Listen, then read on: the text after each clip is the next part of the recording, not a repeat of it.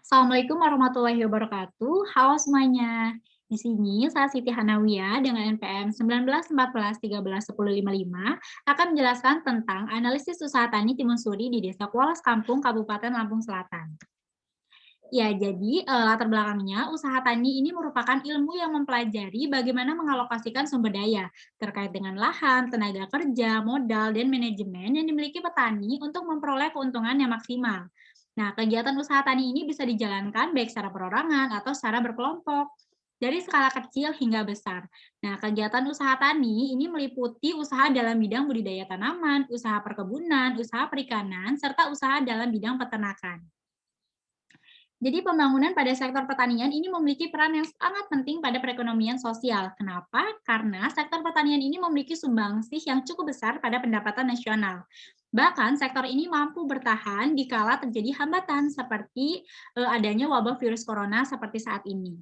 Nah, jenis tanaman yang dibudidayakan di Indonesia itu juga sangat beragam, mulai dari tanaman pangan, hortikultura, maupun perkebunan.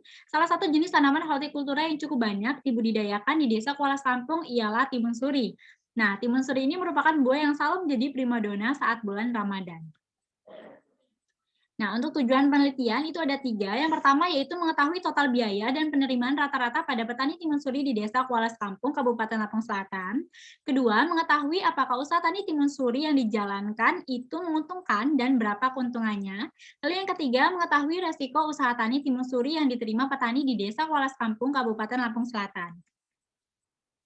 Ya, untuk tinjauan pustaka yang pertama itu ada, pengertian dari mentimun suri atau nama lainnya itu timun suri, timun betik, atau barteh adalah tumbuhan semusim penghasil buah anggota suku labu-labuan atau Cucurbitaceae.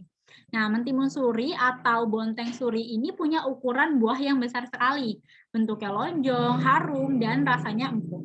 Nah, pendapatan merupakan balas jasa yang diterima atas keikutsertaan seseorang dalam proses produksi barang dan jasa. Pendapatan ini dikenal dengan nama pendapatan dari kerja atau labor income.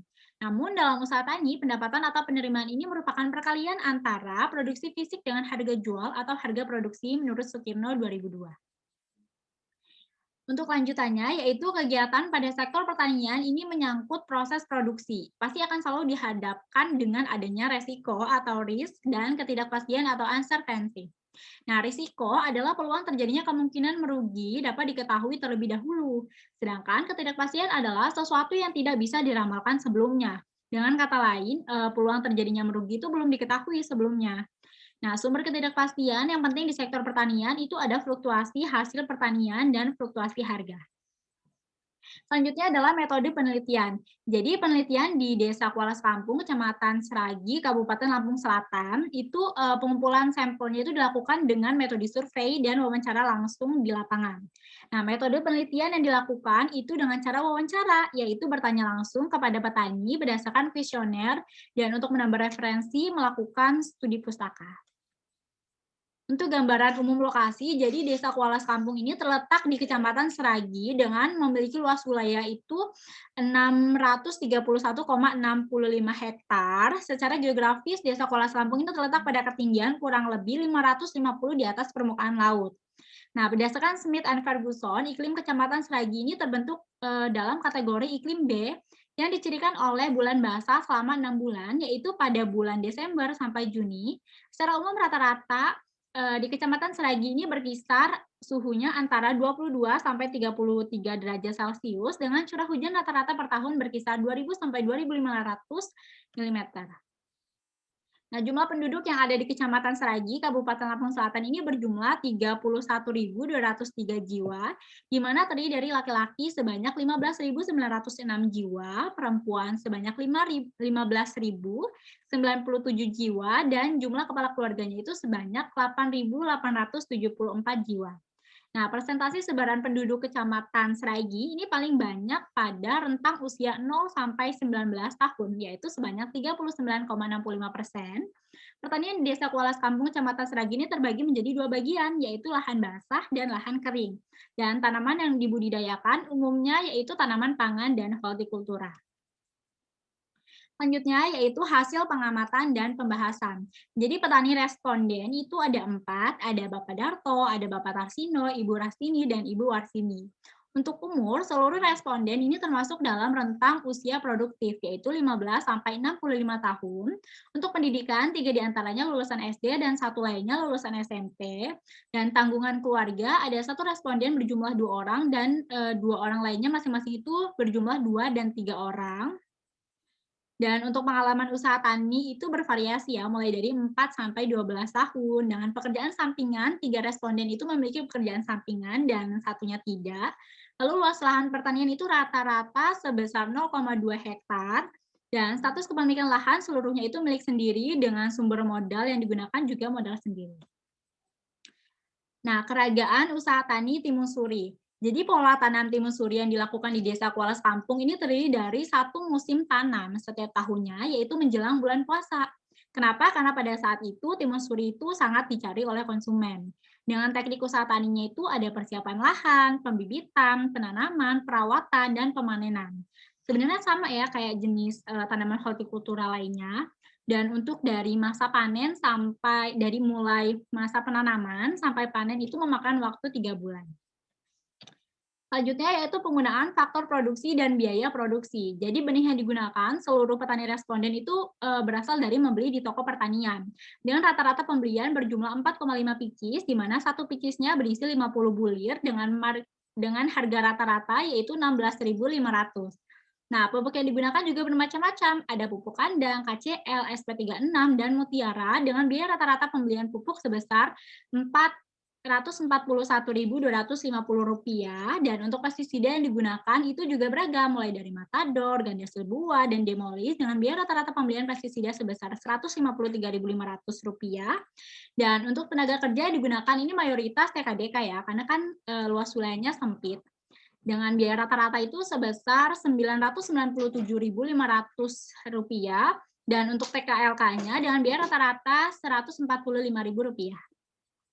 Nah, untuk penggunaan peralatan pertanian itu juga bervariasi, mulai dari sabit, cangkul, sprayer, gembor, dan golok, dengan biaya rata-rata penyusutan per musim tanamnya yaitu Rp86.542. Nah, untuk lanjutannya yaitu ada produksi dan penerimaan usaha tani Timun Suri. Jadi produksi rata-ratanya itu sebanyak 1.150 kg dengan harga jual rata-rata sebesar Rp4.000 dan penerimaan rata-rata sebesar Rp4.325.000. Nah, untuk analisis pendapatannya baik dari Pak Darto, Bapak Tarsino, Ibu Rastini, dan Ibu Warsini, untuk jumlah rata-rata total biayanya itu sebesar Rp1.959.625 dan total keuntungan rata-ratanya itu Rp2.365.375. Dan untuk RC-nya itu baik untuk total luas 0,2 hektar maupun setelah dikonversi menjadi 1 hektar itu sama ya hasilnya. Di mana untuk R per C rasio atas biaya tunai itu sebesar 5,27 dan untuk R per C rasio atas biaya total itu sebesar 3,68. Nah, kalau kita lihat dari hasilnya ini karena rasionya itu kan lebih dari 1 ya, berarti usahanya itu menguntungkan dan layak untuk dijalankan. Selanjutnya ada analisis resiko usaha tani timun suri. Yang pertama adalah fluktuasi produksi timun suri. Jadi sebenarnya kan karena timun suri itu ditanam 1 kali 1 tahun, jadi untuk tahu fluktuasinya, saya menyajikan data dari 2 tahun sebelumnya. Untuk MT1 itu musim tanam 1 tahun sebelumnya, dan MT2 itu musim tanam 2 tahun sebelumnya.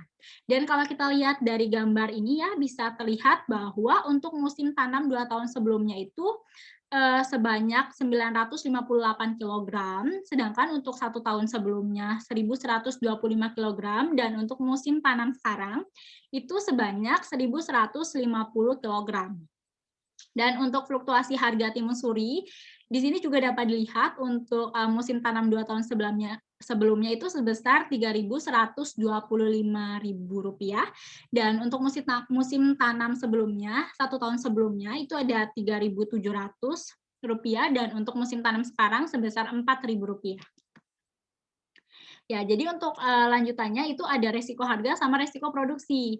Nah, kalau untuk resiko harga, kalau kita lihat dari koefisien variasi atau CV-nya itu, kurang dari 0,5 dan untuk batas bawahnya itu lebih dari 1 ya.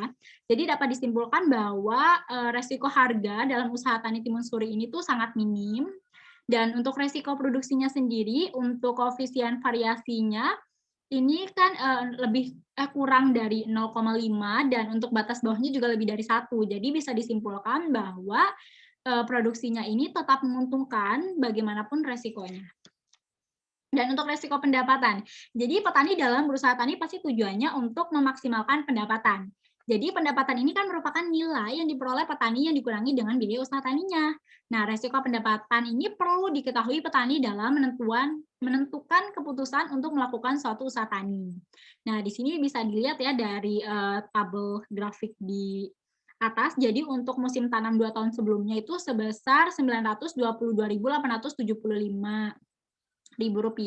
Untuk musim tanam 1 tahun sebelumnya itu Rp2.152.875, dan untuk musim tanam sekarang itu sebesar Rp2.365.375. Jadi untuk kesimpulannya, yang pertama yaitu kegiatan usaha tani timun suri di Desa Kualas Kampung, Kabupaten Lampung Selatan ini membutuhkan biaya total rata-rata sebesar Rp1.959.625 dan menghasilkan penerimaan rata-rata sebesar Rp4.325.000.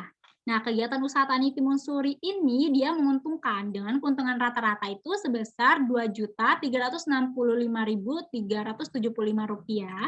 Dan untuk resiko usaha tani timun suri yang diterima petani di Desa Kualas Kampung, Kabupaten Lampung Selatan ini rendah ya, karena nilai koefisien relasinya itu tidak lebih dari 0,5 dan nilai batas bawahnya itu juga rendah, baik untuk produksi maupun untuk harganya. Sehingga usaha tani timun suri ini di Desa Kualas Kampung, Kabupaten Lampung Selatan ini layak untuk dijalankan. Dan untuk sarannya, yang pertama yaitu petani timun suri di Desa Kualas Kampung sebaiknya itu melakukan pencatatan setiap faktor produksi yang digunakan, agar petani timun suri dapat mengetahui faktor produksi yang digunakan ini sudah efisien atau belum. Lalu yang kedua, petani timun suri di Desa Kualas Kampung ini sering terkendala pupuk yang langka pada saat musim tanam. Oleh karena itu, diharapkan pemerintah memperhatikan pendistribusian pupuk agar tersedia pada saat dibutuhkan petani.